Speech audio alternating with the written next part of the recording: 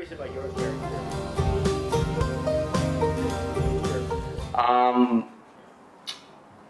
What are your thoughts about the character that you play?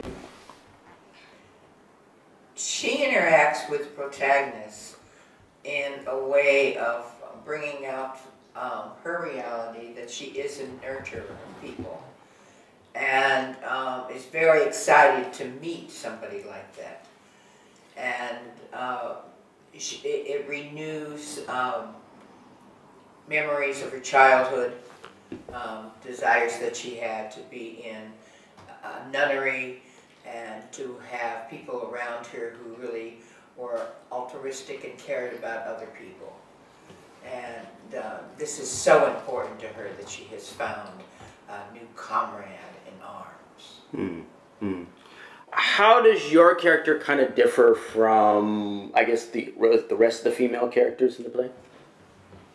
Well, I would say, well, totally different from the protagonist, because she's going through different phases of understanding her relationship with love, and how and the different levels that can happen on.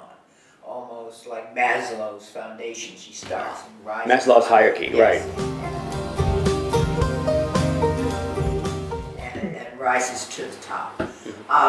So that is what she's doing.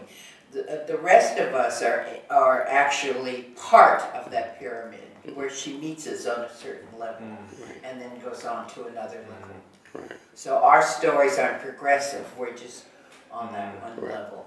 So that's curious because you're playing a supporting character. I'm curious how in a play like this, with its avant-garde aspects, how is it playing like a supporting character in such a play as opposed to playing a supporting character in a more traditional hierarchical Well, usually play? in a traditional, the supporting character, you have the catharsis, and somehow you end up at the end finding out why this came to that. And in this, it's abstract. It's just each scene is contained within each scene. So you know no further than a particular point of view. Right. So it is very filmic, really, because it's very like films. It's like scene. It's like I was thinking about Altman. Yeah, Robert Altman. And that's exactly. I was thinking about Robert Altman. Film. Yeah, it is really much like Robert Altman. James, now let's get to your character.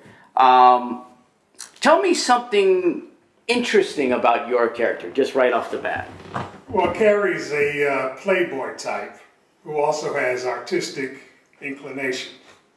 And it reminds me of an old Smokey Robinson song, The Hunter That Gets Captured by the Game. Okay. All right. So he goes out to make a conquest, and in the process gets conquered himself. And I see him as a realistic character who appreciates abstract art in the context of a surrealistic play. Perfect. Perfectly put. Thank you.